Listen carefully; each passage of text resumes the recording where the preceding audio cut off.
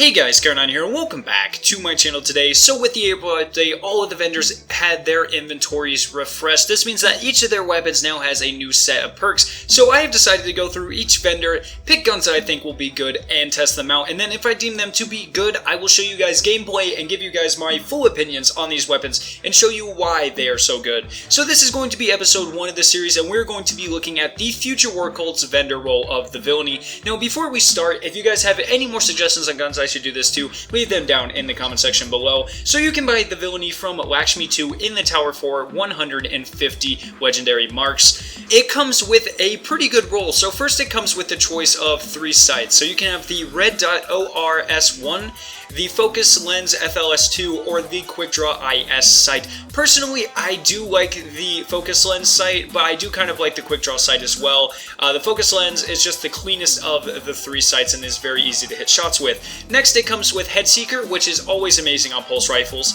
Third, it has another skill tree, which gives the choice of Perfect Balance, Reinforced Barrel, or Skip Rounds. Personally, I would always choose Perfect Balance on the skill tree. Finally, it comes with Glass Half Full, which makes this weapon perfect for extended firefights. So all of these perks definitely seem to have perfect synergy.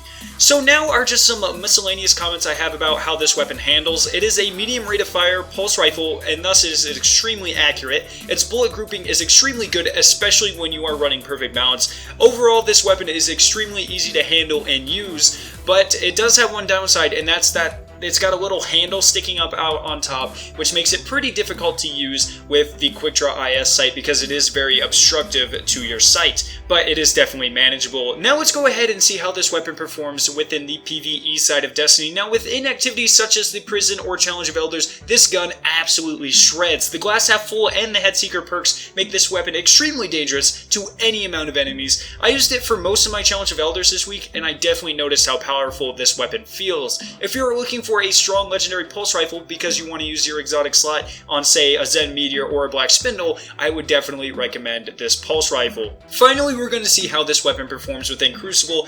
That's kind of the most important part, I feel. I feel like everyone kind of has their PvE loadout, but it's the guns that you want to use in Crucible that are going to be changing constantly. So, in Crucible, this weapon is fantastic. It's very powerful and easily kills within 3 bursts if you are getting the headshots. The Head Seeker perk is extremely useful for getting clutch kills. In addition, the Glass Half Full perk makes this weapon great for flanking enemies or getting multiple kills. One more amazing thing about this weapon is that it is extremely accurate from range. It easily locks on and mows down enemies from increased ranges, as you can see in the gameplay in the background. I barely miss any shots when taking out all 3 of those enemies from a very long range.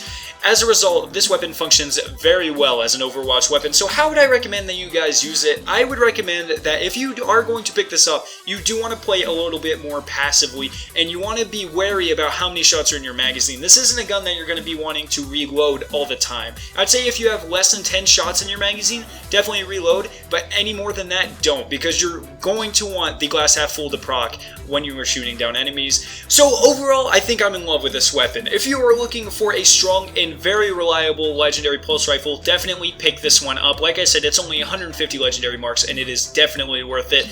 I would say that this is pretty much even with the Nurwin's Mercy that we got from Iron Banner a couple of months ago. But that is going to wrap up this guide. Do you guys like this weapon? Tell me why or why not down in the comment section below. If you found this guide informative, make sure to leave a like rating and share it with your friends. Click the annotation on screen to watch my review of the new buff that came for the Arachnid. Finally, subscribe for more awesome Destiny content, and I'll see you guys in my next video.